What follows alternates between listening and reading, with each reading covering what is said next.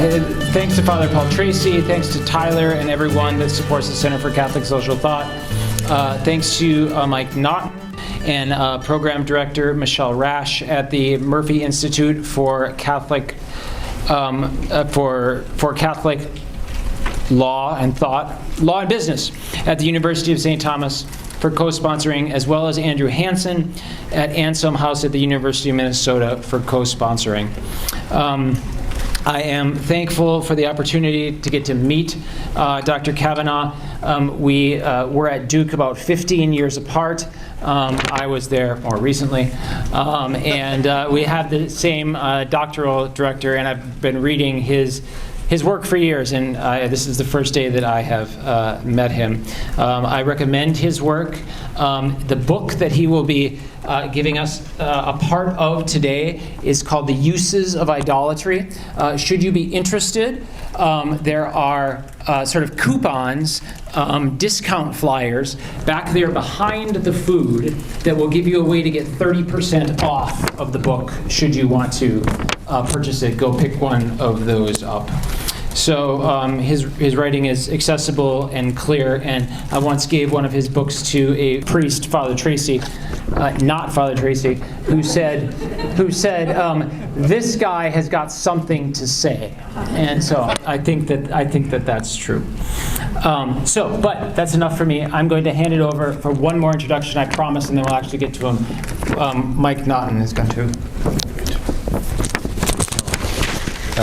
My honor to introduce Dr. Bill Cavanaugh, a good friend and colleague, or former colleague, and Bill is one of the leading Catholic intellectual voices in North America today. And his work on religious violence and his book, Torture and Eucharist, received national and international attention. And certainly his most recent book that Colin mentioned, The Uses of Idolatry, will certainly do the same, and that will be the topic for tonight.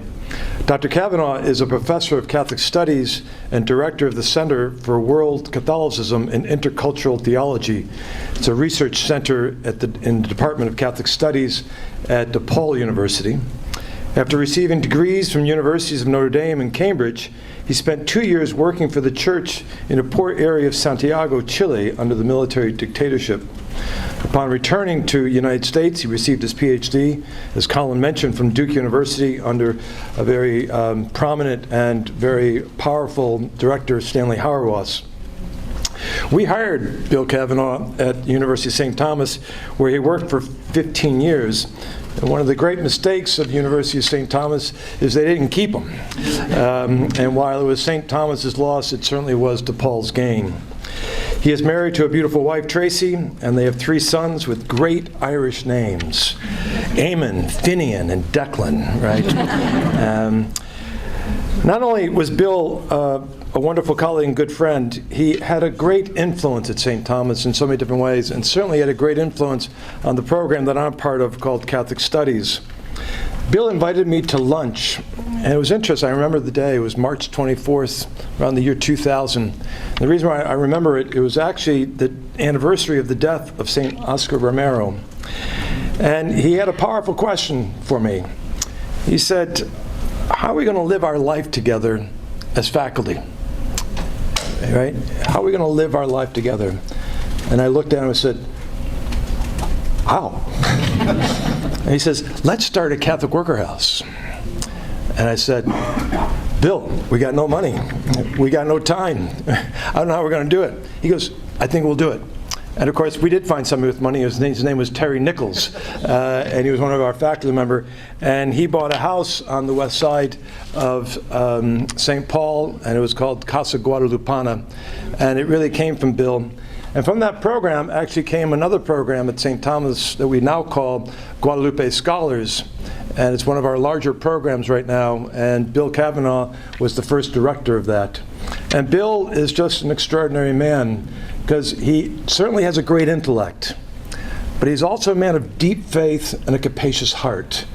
And his whole program and his whole work is the integration of those particular things. So let's give a warm welcome to Dr. Bill Cavanaugh.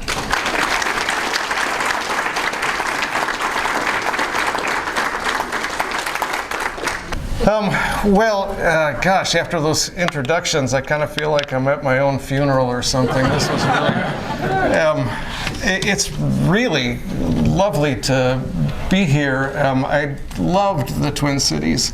Never would have left, but for other kinds of circumstances. And it's just made so many good friends here, and it's really nice to see some of them here.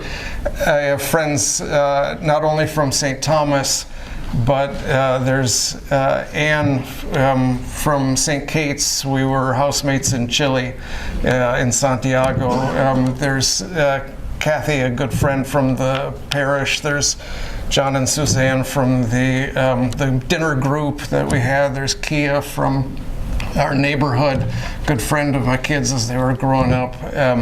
So it's really, this is a kind of, this is hard. It's much easier to talk to strangers, but you know, there's that old thing about how a prophet is never recognized in his hometown or something.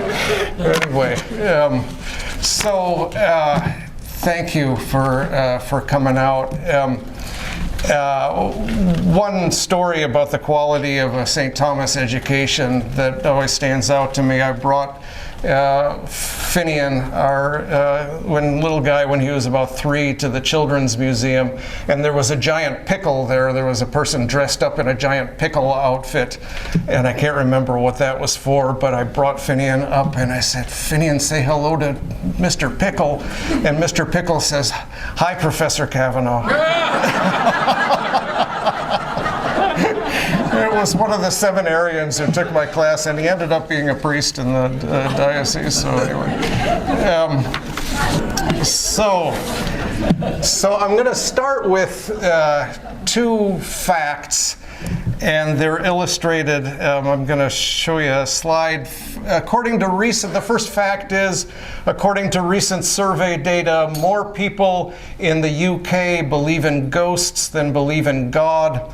And the second fact is that there is a garbage patch in the Pacific Ocean that is mostly made up of plastics and is currently twice the size of Texas. And I'm going to ask, how are those 2 facts related? Belief in God is waning, but belief in stuff, much of which will end up in landfills or in the ocean, seems to have a lot of momentum. And I'm going to ask if there's some connection between our kind of waning belief in God and our enduring fascination with stuff. But I promise that this is not going to be one of those scoldy kind of lectures where I scold us all for having bad values and being materialistic, because it's not about values, it's about the way the whole system is structured, and it's not about materialism, it's the opposite of materialism. I'm going to try to make that point clear. It's not about materialism, it's about the kind of spiritualization, the transcendence of the material. And so I want to start by asking, what kind of world are we living in? And for that, I want to go to Max Weber, famous German sociologist. He coined a word for the modern world, Entzauberung, which is usually translated disenchantment. And that's, if you know anything about Max Weber, that's what you know about Weber. It's literally the unmagicking of the world. Zauber is the German word for magic. And it's kind of taken for granted. Charles Taylor's A Secular Age says everyone can agree one of the big differences between us and our ancestors of 500 years ago is that they lived in an enchanted world and we do not, right? So people used to believe in gods and demons and fairies and angels and witches and so on, and now we don't. The boundaries between the material and the spiritual used to be permeable. The world was full of what Taylor calls charged objects like saints' relics and so on. But today, the story goes, we live in this disenchanted world devoid of spirits and mystery and so on. Objects are just objects, and things have just been reduced to materiality. In Weber's view, disenchantment was the end of a long process of rationalization of which science and capitalism were the principal drivers. He called himself unmusical with regard to religion, but he thought that something was lost He said that we have become specialists without spirit, sensualists without heart. This nullity, that's us, modern people, imagines that it has attained a level of civilization never before achieved. He was a dour kind of guy, Max was. And so he famously wrote, we ended up in the iron cage of rationality. Everything has been reduced to this kind of heartless machine. Now, for an example of such a machine, let's visit an Amazon warehouse, right? This is Max Weber's worst nightmare. Low-wage associates, often temporary workers with no benefits, scurry around packing things. A handheld device keeps track of their movements. It'll tell them you got 19 seconds to pick the next item 4 aisles away. That sort of thing. The device keeps track of their pick rate. If they take too long going to the bathroom, they get docked and so on. Turnover rates and injury rates are double the industry average. A third of Amazon workers are on government food vouchers, which can be used online on Amazon, which is another way Amazon profits. In January of 2018, Amazon received patents on a wristband that can track movements. And according to James Bloodworth, who worked in an Amazon warehouse, the real goal is not liberation of human beings, but liberation from human beings. And so he says it was all obsessed with productivity. They started treating human beings as robots, essentially, and if it proves cheaper to replace them with machines, he assumes that they'll do that, and that's what they are doing, according to the New York Times. Human resources are highly automated. Humans are absent from most decisions to hire, manage, discipline, and fire workers. And so Weber's iron cage seems fully vindicated here. But that's only half of the story. The other half of the story is about where we come in as consumers. And that is not the iron cage, that's magic, right? You go to your computer and there are images of millions of things. Anything in the world is available, and then you just make a few clicks and abracadabra, it appears on your doorstep, right? And the products, you know, the Amazon commercials where the boxes sing and dance, they got the little smiles on them and so on. So they kind of take on life. And so the entire process of sourcing raw materials and manufacturing and transportation and packing and so on, all of that is invisible to the consumer. All the blood and the sweat and the tears that go into the production are all just invisible. You just click and it appears on your doorstep, often fantastically cheap as well. And so the kinds of local community disappears into kind of virtual world. And so these are the two sides of the economy that I want to talk about tonight. The heartless rationality on the one hand and the magic on the other hand. And I'm going to argue that they're two sides of the same coin. And so I'm going to talk about production first and then consumption, and then I'm going to throw a curveball at you and bring the Bible into it and start talking about idolatry. Okay, so we're going to talk Weber, we're going to talk Marx, then we're going to go to the Bible. So, Weber. The story he tells about disenchantment is famously complicated, but I'm going to distill it down to 3 steps. The first step, religion is the original agent of rationalization, but then rationalization pushes religion out of public into the private sphere. And that's what most people know about Weber. But then there's this third step that a lot of people don't notice about Weber, where rationalization produces a new kind of enchantment. He calls it a polytheism of impersonal gods, which include the state and the market. So let's start with step 1. So according to Weber, salvation religions, by which he means like, you know, Christianity, Islam, Hinduism, and so on, they are agents of rationalization because they produce a world where the gods are universal and not local, and so you get universal laws that govern nature and society and so on. And since so often in this world the righteous suffer and the lousy people get rich and have a good time, right? That was the theme of the reading this morning, the Old Testament reading from Malachi, right? Why are the crappy people getting away with this, right? God, why don't you do something?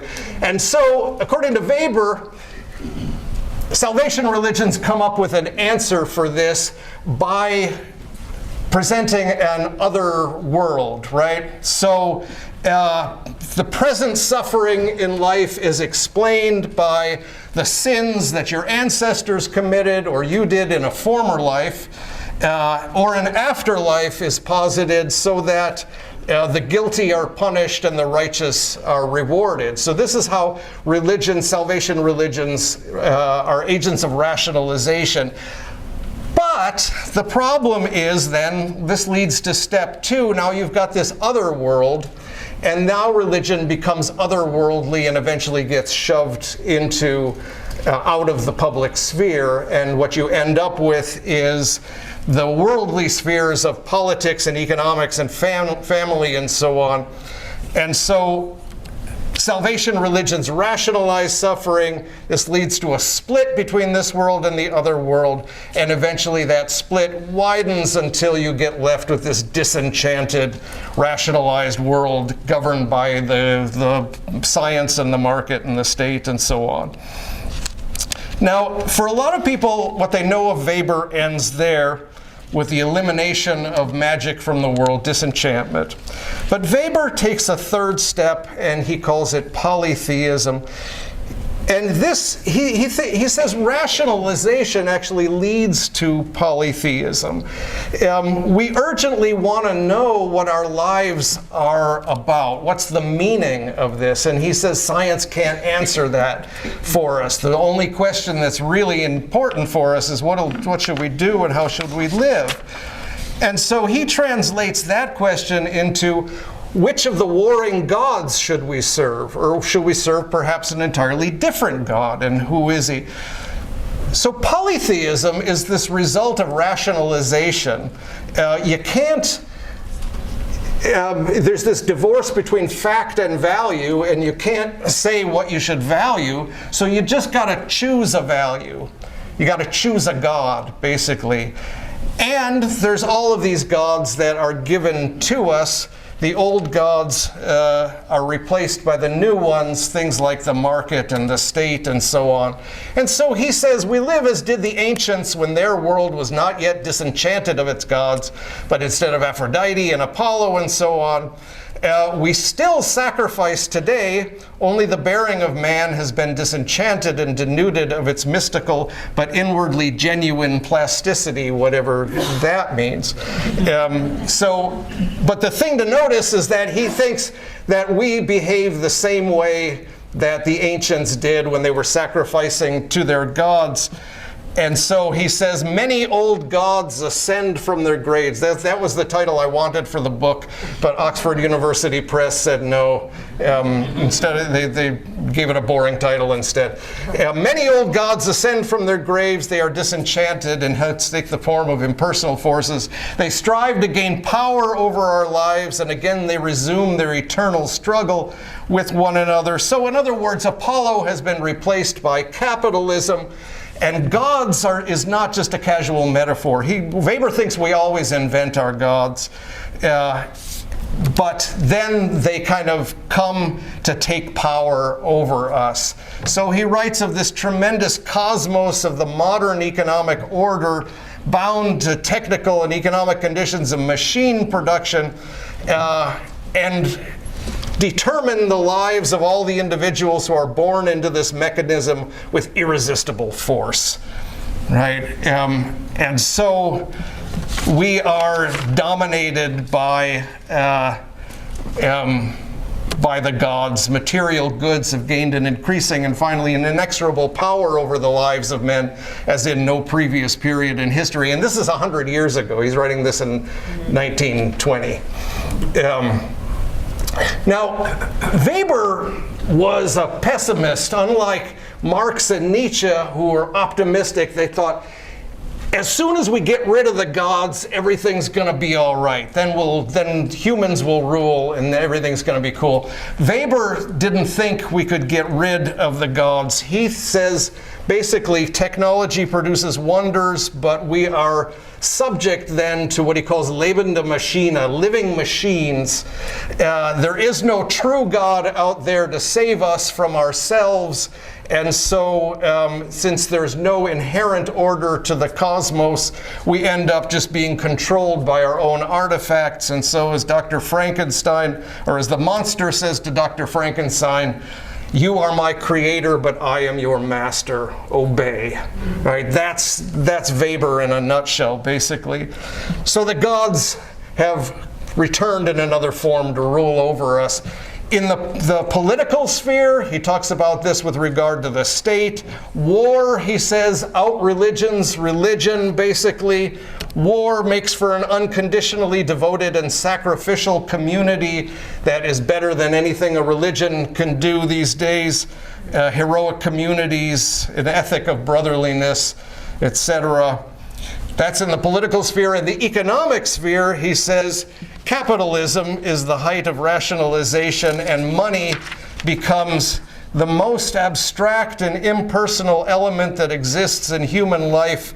And he says, for this reason, one speaks of the rule of capital and not that of capitalists. Right? We are governed by capital and not by capitalists. It's out of our control. And so making money is no longer a means to an end. It is thought of so purely as an end in itself, says Weber. It appears entirely transcendental and absolutely irrational. Man is dominated by the making of money, by acquisition as the ultimate purpose of his life. And so, in a supposedly secularized world, we continue to serve gods that are every bit as transcendent and irrational as the gods of old, in Weber's terms. So the holy has not disappeared, but it has migrated from the church to the state and the market. And Weber, of course, is not so much interested in what people say they believe, but in how they actually behave, right? And that's why he can simultaneously say we're disenchanted, but we still serve these other gods. Okay, so far, so good. I hope anyway. Everybody seems to be still awake, or at least alive. That was the first. So I was talking about production there. Now I'm going to talk about consumption. Move from the Amazon warehouse to the packages that arrive at our doorstep. Is that the realm of disenchantment? Well, Karl Marx certainly did not think so. Marx says, look, when a table is made to be used, then there's nothing mysterious about it. It has use value. But when it becomes a commodity for exchange, then, he says, it is changed into something transcendent, abounding in metaphysical subtleties and theological niceties. Marx uses theological language all the time. I think that's really metaphysical subtleties and theological niceties. Commodities, because commodities float free from the conditions of their production and their own physical properties as use values. And so, in order to find an analogy, this is another quote from Marx, we must have recourse to the mist-enveloped regions of the religious world, right? He thinks it's all a bunch of hooey. Independent beings endowed with life, products of the human brain, and this I call the fetishism which attaches itself to the products of labor. So commodity fetishism, he's basically, fetishism not in the sense of just being obsessed about things, but fetishism in the specific meaning of, like, fetishes originally were objects that were kind of endowed with magical powers, right? And that's what he says commodities are like. So commodities, when they're abstracted from their use, they become these kind of weird fetishes, he thinks. Let me give you an example of what he's talking about. right? Farmers dumping milk, millions of gallons of milk, despite the existence of hungry people, to support the price of milk, or government cheese warehouses, right? Again, there's hungry people, but you want to take all that cheese and put it in a warehouse to support the price of dairy, because prices are what matters. So what matters is the exchange value and not the use value. And so commodities then become dematerialized. Their physical properties are swamped by their exchange value. So cheese is not something for people to eat, but it's a commodity to be exchanged with for money. And because of that, then commodities kind of enter into relationships with one another, and the commodities become personified, Marx says. And at the same time that the commodities are taking on life, the human beings behind their production are being drained of life. So hungry people don't count unless they have money. Labor is abstract and interchangeable. Workers are regarded as labor costs that you want to minimize. And the conditions of work are hidden by the commodities. So when you go to your computer, you don't see the people mining cobalt in the Democratic Republic of Congo, or the 14-year-old girls working in factories in Thailand. All you see are the shiny products, and all of the production is hidden. So we don't see that the minimum wage for garment workers in Sri Lanka is currently $70 per month.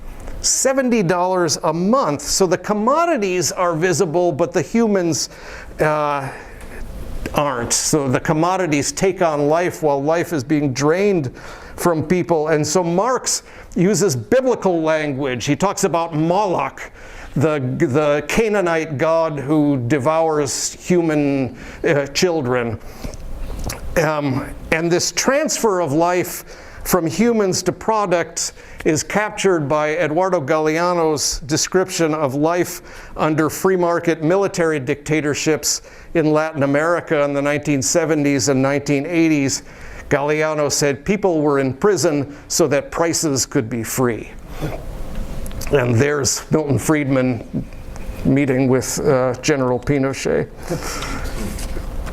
Now, before the Industrial Revolution, people made most of the things that they had, or knew the people that made them.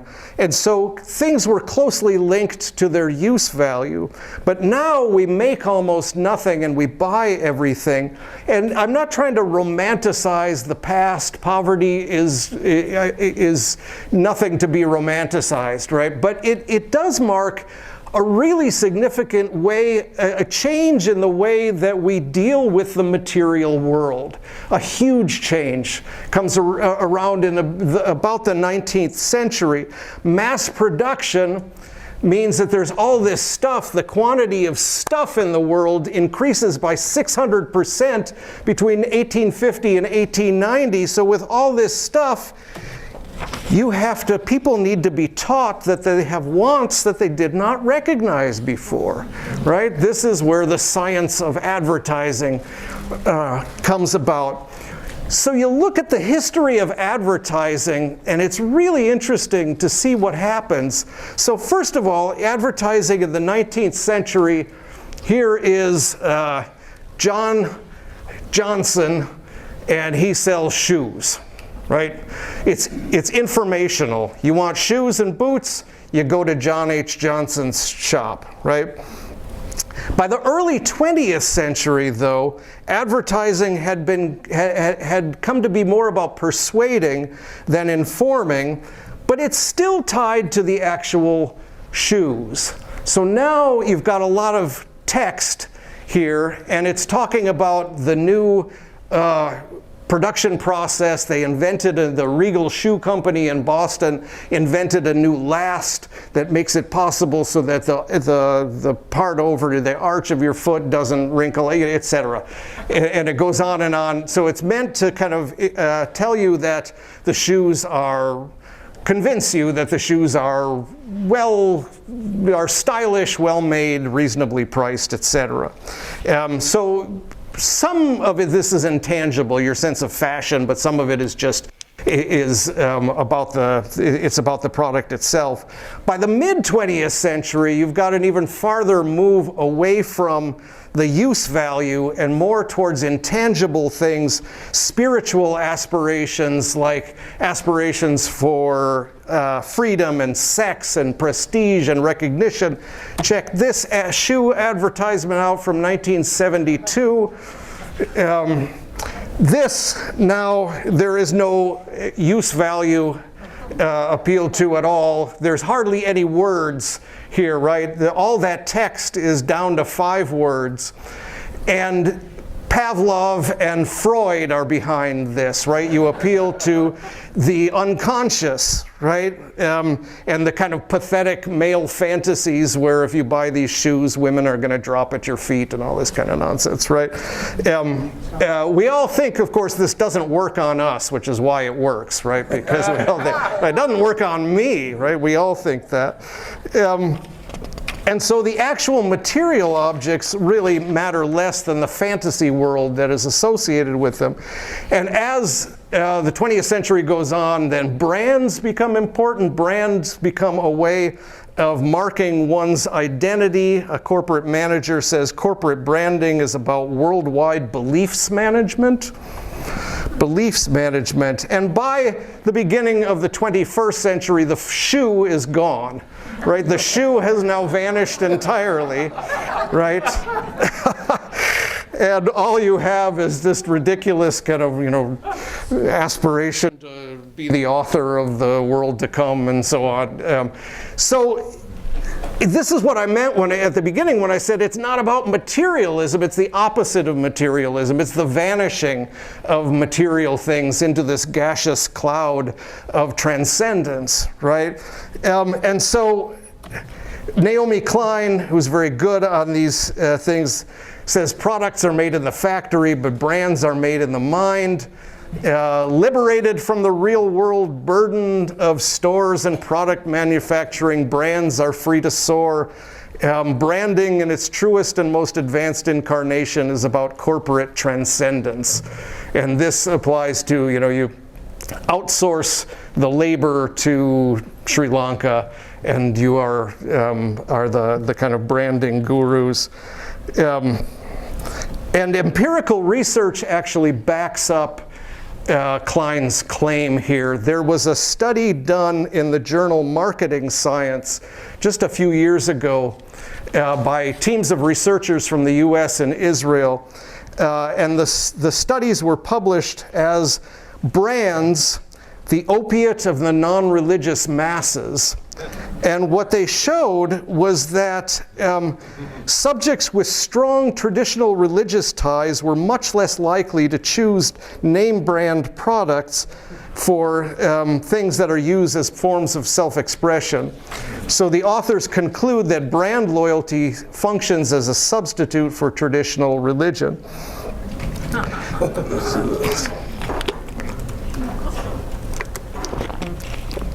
So, the point is that commodity fetishism is not just an obsession with things, it's not materialism, but transcendence and delocalization. And so, last part of the talk then on idolatry. So maybe we're not so disenchanted after all. Enchantment still haunts us. Production becomes a living machine that traps us. Products take on a life of their own. All of this is in the Bible already, 2,000 years before Marx. Idolatry critique, you got to be careful with it because it's also a way of saying you're a heathen and I'm gonna kill you or coerce you, right? So idolatry critique has a bad history, but in some ways it's unavoidable, right? I mean, Pope Francis, lovely guy, he talked about idolatry a lot, and his first encyclical says, basically, when one stops believing in God, you don't just stop believing. You believe in all sorts of things, right? He calls it an aimless passing from one Lord to another. Those who choose not to put their trust in God hear the din of countless idols crying out, "Put your trust in me, right? And so he uses the language of idolatry when he talks about the economic system, especially. The worship of the golden calf has found a new and heartless image in the cult of money and the dictatorship of an economy which is faceless and lacking any truly humane goal. Anybody know where that golden calf is? Yeah. You've seen that, right? Yeah. So idolatry, though, doesn't refer to, it doesn't necessarily refer to the explicit worship of other gods, the sacrifice of a goat to Baal, right? In the Bible, the idolatry is primarily a matter of behavior and not belief. So it's primarily not a metaphysical error, but an error of loyalty.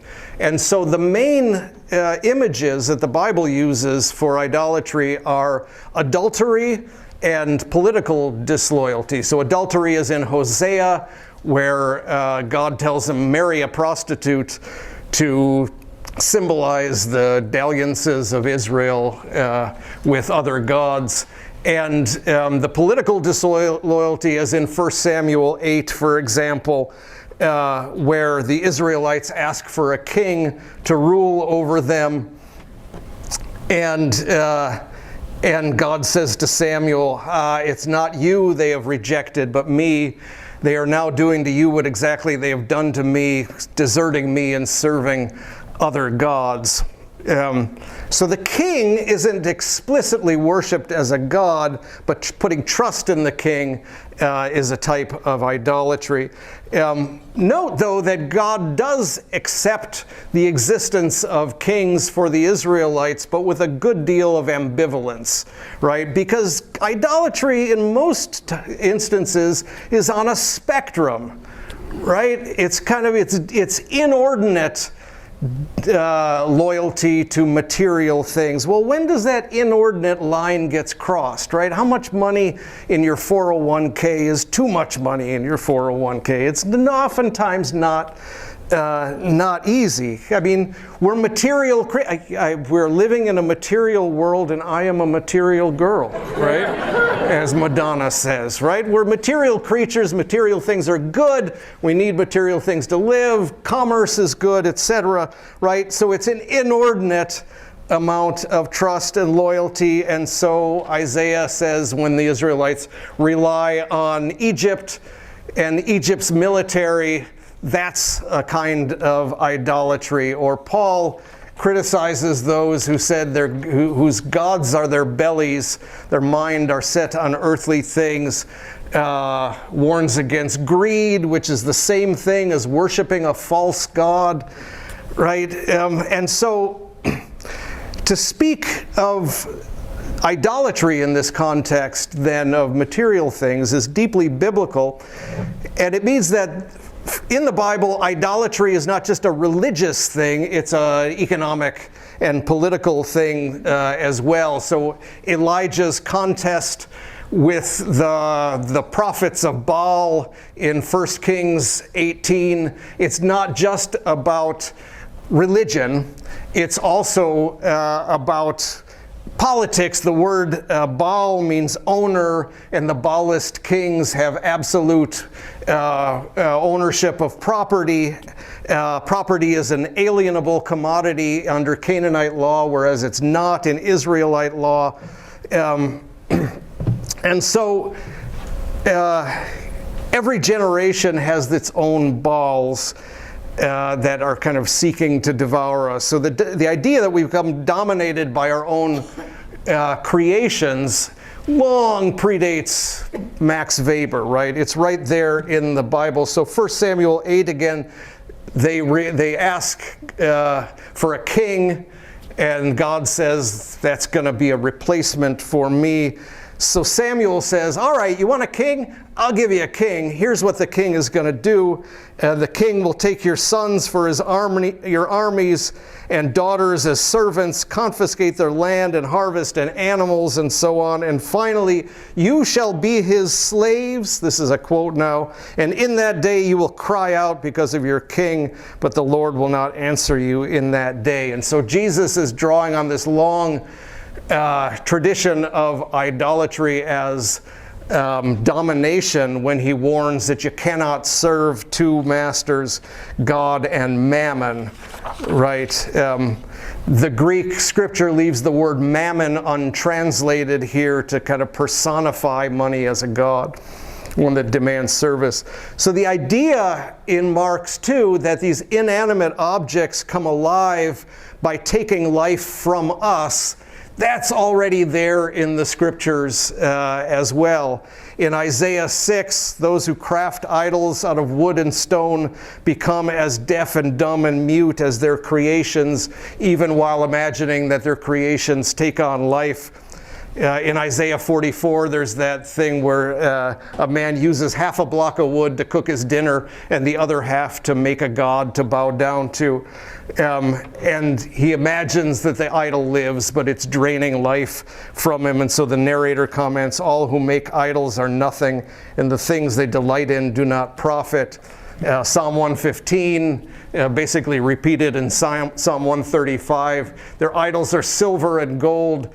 They have mouths but cannot speak, eyes but cannot see, and those who make them will be like them, and so will all who trust in them.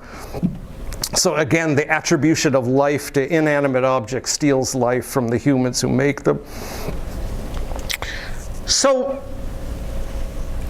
I said I wasn't going to be a scold, right? But it's kind of the whole way the system is set up. And one of the things I try to emphasize in this book is try to give a sympathetic account to idolatry, because we're all worshiping creatures in some ways, right? I mean, in Exodus 24, the Israelites could stand about 6 weeks of Moses' absence before they really needed something else to worship, right?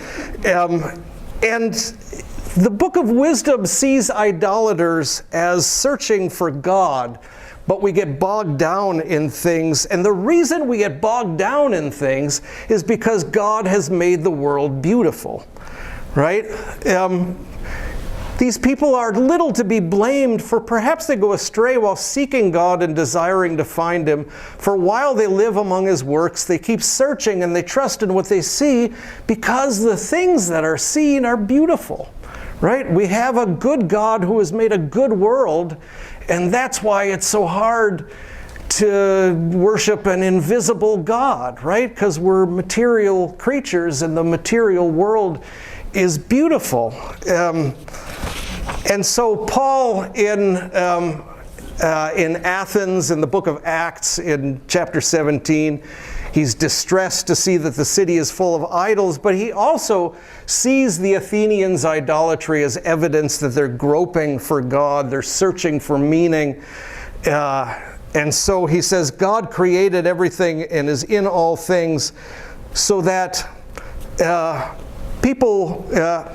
so that they would search for God and perhaps grope for Him and find Him. Though indeed He's not far from each one of us, for in Him we live and move and have our being, as even some of your own poets, the pagan poets, have said, for we too are His offspring.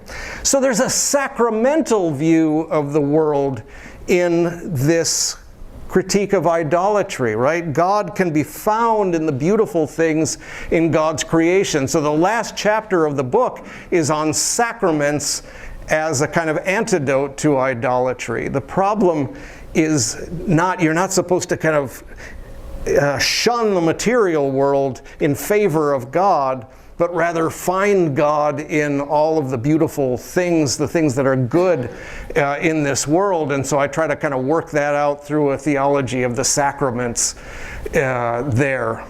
So to become real materialists again, right? To see the beauty and the truth in creation. That's what we're being called to. Weber explains this need to worship in terms of the need for meaning, although he thinks inevitably it's just gonna be bad for us. There's no escape from it. Marx is convinced that, you know, when the revolution comes, we'll get rid of the gods and everything will be good. But the revolution came, of course, and a new god was created of the communist state. Right, somewhere between 70 and 110 million people were killed under communist regimes, and still counting. So this is, you know, nowadays we kind of tend to think of communism as being something to sort of laugh at. But even though Marx had a lot of interesting things to say, it didn't go well ultimately. Communism was the god that failed. Who was it? Thomas Frank says capitalism is the god that sucked. And so can we find a god that neither fails nor sucks? Right? That's kind of the question, right? So unlike both Weber and Marx, the Bible thinks that there is a God out there who can save us from ourselves, and there is a real God behind all of this stuff. And rather than us creating gods, God created us and loves us and wants us to build a kingdom of peace and justice here on earth. And that love then has the final word. What's pulsing throughout all of this creation is ultimately love, and that's the message. So, just to finish up, then, have you heard of David Foster Wallace, the novelist, right? He gave that famous commencement address at Kenyon College in the year 2005, and he told the graduates this. He says, "In the day-to-day trenches of adult life, there is actually no such thing as atheism. There is no such thing as not worshiping. Everybody worships. The only choice we get is what to worship." And he goes on to say that the reason you might want to worship a real God is that pretty much anything else you worship will eat you alive. And so he goes on to say, if you worship money, you'll never have enough. Worship your body and you'll always feel ugly. Worship your intellect and you'll always feel stupid, and so on. Worship power and you'll always be afraid. So that's actually what I start the book with, is this quote from David Foster Wallace. So I just want to conclude with this notion that everybody worships and draw 4 conclusions from this. First, I think this should elicit sympathy in us across all of these different lines. If it's true that everybody worships, it levels the playing field, right? Everybody is looking for something, right? That's the Eurythmics. Right? Everybody's got a hungry heart, if you prefer Bruce Springsteen. Right? Everybody is looking for something. There isn't then this kind of yawning gap between believers and unbelievers or non-believers. Right? Everybody believes in something. It's not, it's not that, well, there's believers and they believe crazy stuff, and then there's the people who just have facts, right? I think we have a lot more in common than that. So don't tell me you're a non-believer. Tell me what you believe. I'll tell you what I believe, and then let's have a conversation, right? I mean, I think this kind of helpfully confuses those lines between believers and unbelievers. Secondly, though, idolatry critique has to be self-critique, first of all. If we all worship, it's also true that we all worship badly, right? And that includes me and everybody else in this room, right? Just because Christians claim to worship Jesus doesn't mean that they actually do. Right? It's about, again, like Weber emphasizes in the Bible too, it's about behavior. It's not about belief so much. It's not what you claim to believe, but it's about what your actions reveal about what you really believe. and sometimes Christians are the worst idolaters, right? I mean, the reason I think that a lot of people are walking away from the church these days is because politics, the church has gotten messed up. They've hitched the gospel to party politics, and this is toxic. Third, then, the critique of idolatry is a challenge for us. Avoiding idolatry isn't just as simple as changing your attitude. It's about these larger structures that we're all kind of held by. So in an unjust system, we're all idolaters, and there needs to be systemic change to free us all from false worship. And so we need to be attentive to the kind of everyday practices that we engage in. And that means mundane things like where we work and what we buy and what we wear and where we direct our eyes and all of that kind of stuff that make us, that bring us into this kind of idolatry.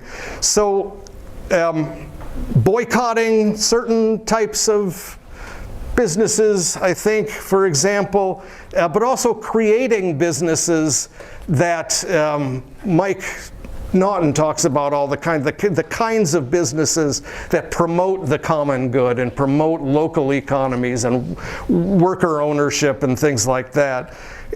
Speaking out against injustices in our economic and political systems, and creating what Pope Benedict called an economy of gift. And that is an economy in which you can see people, right? You don't just see products, but you see people. And that means building local economies. And fourth and finally then, I want to emphasize that that is a summons to joy and not just beating ourselves up, right? We're not called to complete renunciation of the world, but a more joyful and sacramental way of living in the world, right? Seeing the world as beautiful and living into that and making it beautiful through our actions. So sacrament is encountering the invisible God in the visible material world. And so a joyful economy is one where the material goods facilitate the encounter with other people and with God.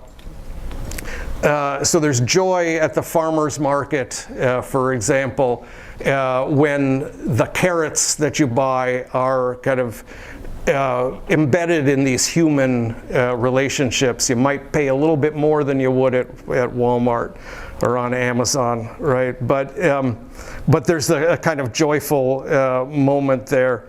And that's just one small example of different ways that we can consume in ways that contribute to the flourishing of producers, consumers, the earth. And in this way, trying to kind of heal some of the idolatry of giving life to products while taking life away from people. So I'm going to leave on that note of joy, and we've got some time for a conversation, I think. So let's go ahead.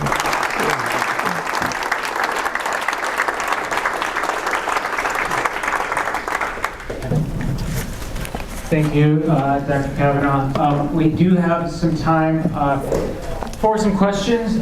If you would, please be aware that there are other people that may have questions as you ask them. And please limit yourself to a short question, and please questions and not comments, since we want to hear from Dr. Cavanaugh. Thank you.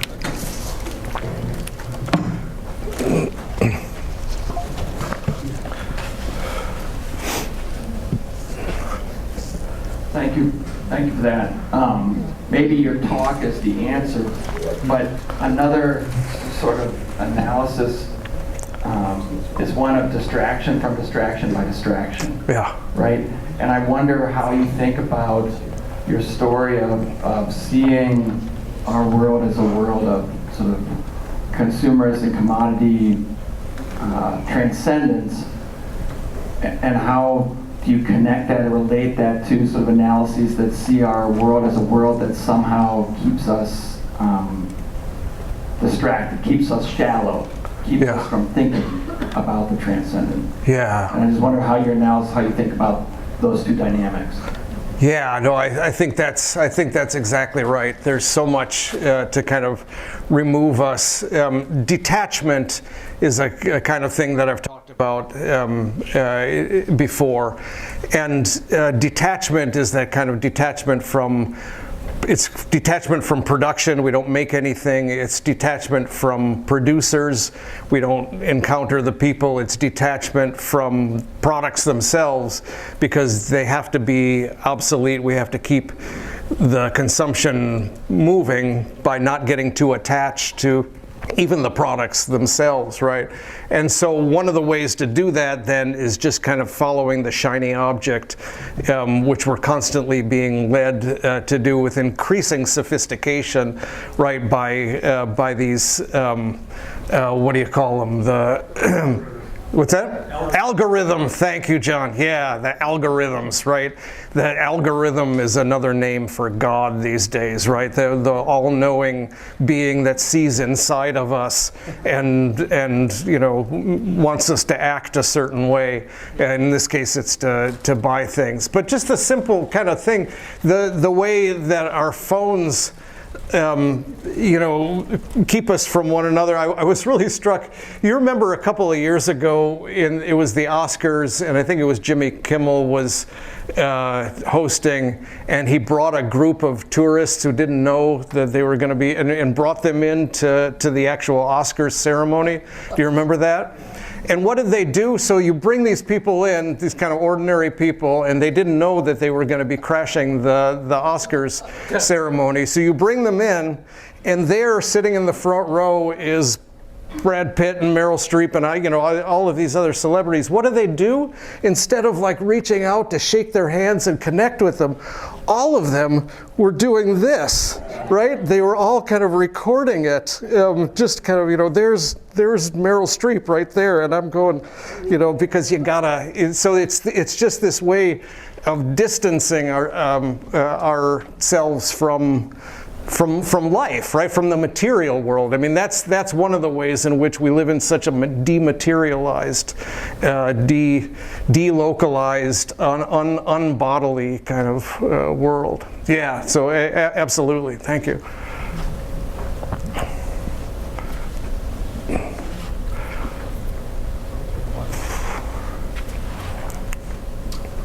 Given everything you said, where do you find grounds for hope and optimism? Oh. Yeah. There's one of the things that I try to do in the little book that I have called Being Consumed is try to give concrete examples of other forms of economy that are promoting this sort of thing. And once you start looking, they're all over the place, right? There was a thing, I don't know if it's still going, but when we lived in the Twin Cities, there was the Whole Farm Co-op that that marketed through the churches. So it was a co-op of organic farmers that so you would buy direct from them and go pick it up from the church. We used to get our eggs from this guy who used to put little typewritten notes in the cartons of eggs telling you how his chickens were doing and that his neighbor's mad at him for not spraying his weeds and stuff like that. I mean, there's all sorts, there's just a million of different kinds. I mean, this is one of the things that Mike Naughton does in his work is focus attention on companies that are there's even like I don't know if you've ever heard of the Mondragon company in Spain. It's a multi-billion-dollar corporation, like $3 billion of annual sales, and they make all kinds of industrial equipment and other things. It was started by a Basque priest, influenced by these ideas of distributism and so on, and trying to break down this divide between the owners of capital and the workers. He said, you got to make the workers the owners, right? So it's an owner-operated, owner-managed, worker-operated, worker-managed, worker-owned corporation, and quite large, and various growing pains with regard to getting that large. But it's still, it was started in the 1950s, and it's still kind of operated on these principles. So there's all kinds. I mean, part of why I wanted to end on joy is because the worst thing is the kind of defeatism, and I feel it all the time, right? I mean, we've been told that the economy is just this thing out there, and it's like the weather. We just don't have any, there's just this big thing called the economy, and we just, read the news and find out what the economy is doing, and there's nothing that we can do about it, right? But instead, try to think about economies. There's all kinds of different economies, and the more local that you can make these economies, the better. Years ago, my brother and I were bicycling from Chicago to Minneapolis, and we stayed with my godparents, my aunt and uncle in Winona, and discovered this in the room that I slept in. It was a geography textbook from 1952 from my cousin's Catholic grade school, and it was called World Neighbors. And it had this section on sharing goods through trade. And it was all about all this kind of stuff about how in the Middle Ages there was the just price, but today we think that prices ought to be set by supply and demand, and there's all this kind of stuff. And they showed this small town, Westphalia, Iowa, that was run by this priest with it, and it had all these cooperative businesses and everything. And it was this vision of what a Catholic economy would look like. And it was fascinating, right? But the idea that there could be an economy, a Catholic economy, is something that we've lost. So now my kids went to Catholic grade school, and they use the same geography texts as the kids from the public schools, right?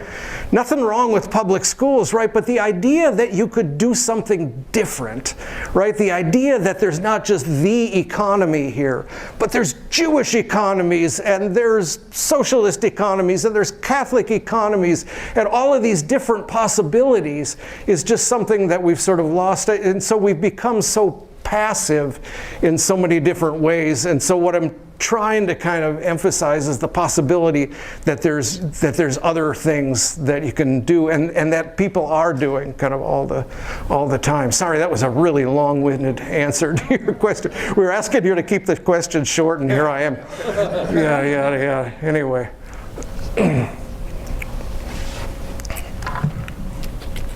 I have not finished reading the book, Uses of Idolatry, but I'm about 2/3 of the way through, and something that really struck me, which you mentioned here, so I'm taking it as permission to ask. I'm really more stuck on the nationalism chapter, but you mentioned in the Israelites that you're talking about how worship involved loyalty to God and involved political and economic decisions. And you mentioned that property rights were inalienable. And that really struck me because you get an extremely Catholic way of writing where you're not afraid to say things that you're later going to smack down. You say them like very confidently, like you're not qualifying it as like, well, so and so says this, but I'm raising my eyebrows so you know I disagree. You feel like disagree. So it's not entirely clear to me whether or not you're agreeing that under properly worshiping Yahweh, property rights are inalienable. But within the rest of your analysis, our concept of property rights, like John Locke, fee simple absolute, this idea that you can exhaust, you can alienate, you can commit waste, all the things of our understanding of how property works. And I'm wondering, is there a critique of our U.S. sense of property rights and rights as opposed to responsibilities and relationships with property? Like, is that factored? Because to me, it seems implicit in everything that you're saying, but I don't know if that's something that becomes explicit or if that's something that you care about. Yeah, that's As long as you care about it. That's a really good question. So let me separate out a couple of different issues. One is the issue of alienability of property. And the point, although whether this was actually practiced is a point of contention, right? How much the biblical idea, the Old Testament ideal was actually put into practice is a question. But at least in theory, property is inalienable in the sense that each family has their own, what is the Hebrew word? It's like nachala or something like that. And so that's why, like in the Jubilee year, the property is to be returned to the original family so that it doesn't become a commodity, right? So that everybody's got some, right? And so there's that sense of inalienability. But then what develops in modernity is absolute property rights, which means it's my property and I can do whatever I want with it. And that is kind of Bible for the kind of liberal tradition, right? But it's not for Catholic social tradition. So John Paul II talked about a social mortgage on property, and that goes all the way back to the church fathers in the early centuries. Thomas Aquinas says, yeah, there's private property, but it should always be treated.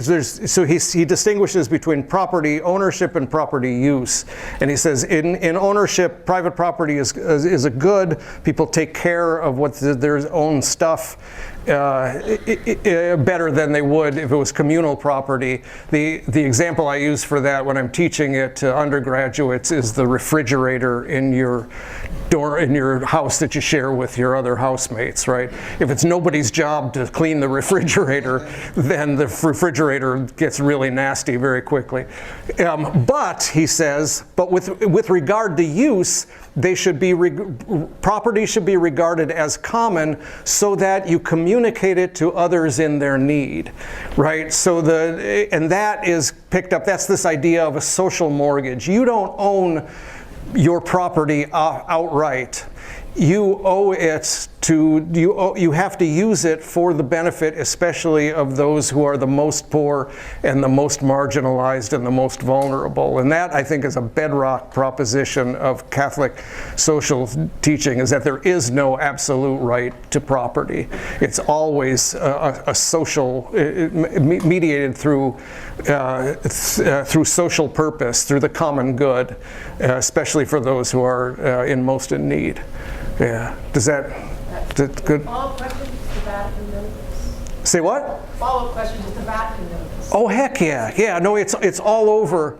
What's that? They seem to be very concerned with their private property. Okay. Yeah, right. That's like the people who care the most about real estate are the ones who go up in the hierarchy of the Catholic Church. Yeah, right, exactly. And they would say, oh, it's all for the common good.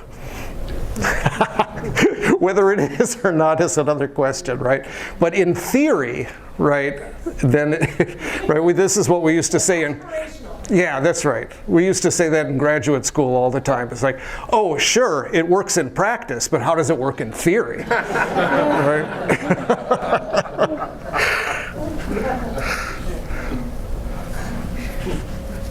Could you, there's kind of a mention of freedom. You know, the understanding of freedom is sometimes confused. You know, freedom from, you know, license versus, you know, freedom for, and how it relates to our discipleship. Yeah, if you can, is there a connection between what we're talking about and our notion or our understanding of freedom from particularly from a Catholic Christian tradition? Sure. Yeah. Good question, Paul. So the distinction between negative and positive freedom. Negative freedom is freedom from interference, and positive freedom is like the positive ability to do something good, right? So if you're somebody plagued with alcoholism, you've got an open liquor store and you got $20, you're free in the negative sense to go get what you want. But in a positive sense, you're kind of enslaved in that way, right? So a full sense of freedom recognizes both the negative and the positive senses of this. And so often in modernity, freedom gets whittled down to just the negative, right? So freedom means freedom from interference, freedom from you, right? And that's the kind of argument to be made for absolute property rights, right? That the bedrock of freedom is freedom from interference. That's Milton Friedman, right? If I have not defrauded you and you voluntarily enter into this, then it's free, right? I think what Catholic social teaching tries to do is ask the much larger questions, right? I mean, if somebody is so desperate that they take a job making 50 cents an hour working in a factory in Honduras, is that really freedom? Well, according to Friedman's definition, it is. You know, I get your labor, you get paid, it's a free transaction, you know, it's better than starvation for you, and so it's free, right? In a larger sense, of course, you have to look at all of the ways the deck is stacked and the way that power works, and that's the kind of importance of bringing in the positive definition of freedom. Yeah. I'll give Daniel the last question here, and then we can adjourn to informal conversation. The examples you gave of how to buy locally and examples of companies that maybe are properly owned and stuff. I personally try to do things like that. And the question that I always come to is question that's more on my mind is how do you stop behaving as type of economic subject or liberal individual subject that this type of economy thrives on? Or do you have examples of communities or different ways of trying to live a lifestyle that means that you're less, your desires and your inclinations are less drawn to the kind of things that our economy offers because you're being drawn into something else that's more beautiful. If that makes sense, if there's this issue of desire going on, it's going to be really hard to fight idolatry if you're not being drawn into something else. If that makes sense. Yeah, so I'm sorry, so the question is examples of, do you have any examples of lifestyles or community practices that can draw you away from being kind of an individual consumer towards being someone who's being towards God, drawn towards God, or deeper into love of neighbor or love of creation, all those kind of things? Yeah. I think there's lots of people out there that are doing it, and it starts with simple things like, I teach a class on consumerism and Christianity, and one of the things that we do is a thing that I picked up from a guy who teaches at taught at East Carolina University. He called it the Monastic Project, but it's basically a 3-week experiment where where students have an experience of asceticism. So it's voluntary, they can do it or not, usually about half the class does it. And it's 3 weeks with no phones, computer use other than for school. Meat, sex, alcohol, tobacco, some kind of meditation or prayer for an hour a day, certain practices of silence, and so on. And a lot of times students find this, the ones who survive, find it transformative, right? it's just, one young woman said, I hadn't heard birds chirping since I was a little girl, because she goes around with her earbuds in her ears all the time. So there's this sense in which asceticism is, in that sense, is not this kind of renunciation of good things, but it's the kind of getting back in touch with the world and people, and that, I think, is really important. I've got a colleague at DePaul who teaches a course on love, and they do a section on St. Vincent de Paul, who is the patron saint of the university. And the students love Vincent de Paul, and we talk about him all the time because he was all about justice for the poor, and he would spend all of his time with the poor and everything. And so they're all over that. But then they find out that he spent 4 hours a day in prayer. And it's like, God, what a waste of time. Are you kidding me? Right? So this colleague of mine, he'll say, to somebody making that objection, he'll say, you've got an iPhone, right? Yeah. The iPhones have that thing on that you can tell like how many hours you've been on in the past week. And so they'll pull it out and they'll look, and it's like, oh, yeah, I've been on like an average of 7 hours a day, right? Some people have already been, like the class is 11 o'clock in the morning, they've already been on their phone for 5 hours, right, that day, right? And then it's like, and then the light bulbs go on, it's like, oh, that's how you can spend 4 hours a day in prayer, right? So there's, I don't know if that answers your question, but there's all these kinds of different practices that we just sort of take for granted that we don't have to, right? We can be, once you start thinking of them as something that's got a grip on you, then I think they're easier to let go. Anyway. Let's give Dr. Cavanaugh a round of applause.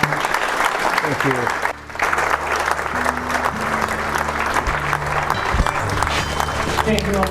Thank you all for coming. Grab another cookie.